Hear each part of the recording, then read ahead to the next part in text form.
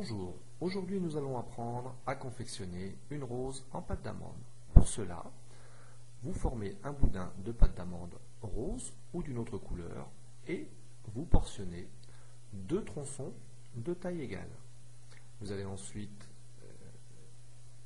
portionner 5 plus petits tronçons, toujours de taille égale, que vous allez bouler à l'intérieur de vos mains, c'est-à-dire que vous allez former une boule le plus lisse et la plus régulière possible.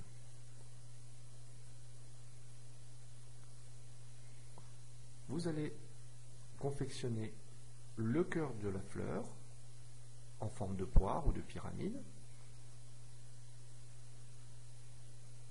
Puis nous allons aplatir ces boules afin de confectionner les pétales de la fleur. Vous commencez par les 2 plus gros pétales que vous allez aplatir dans une feuille de plastique alimentaire à l'aide de la paume de votre main.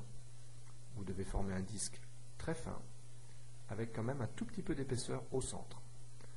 Vous allez le décoller avec votre spatule, puis recouvrir le support à l'aide de ce premier gros pétale.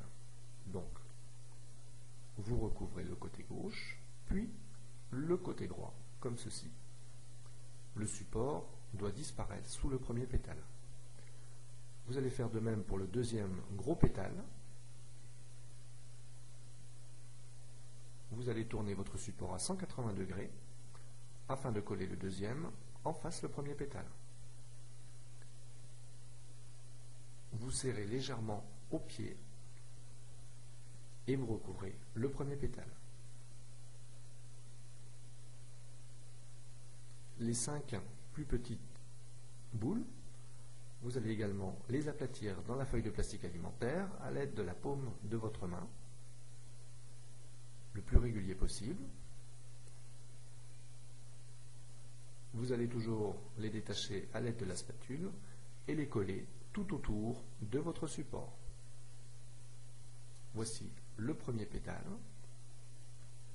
Vous appuyez légèrement au pied du support et le deuxième viendra se superposer au premier, comme ceci.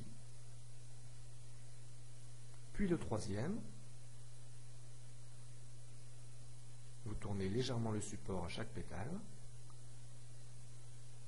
le quatrième et le cinquième viendra naturellement chevaucher le premier pétale que vous avez posé.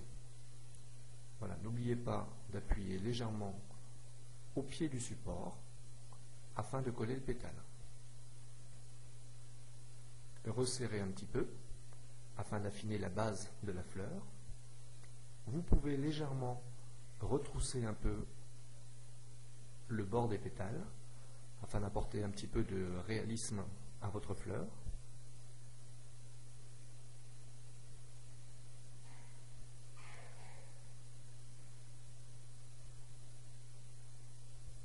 Puis à l'aide d'un couteau, vous allez simplement tronçonner la base et vous n'avez plus qu'à poser votre rose sur votre entremets.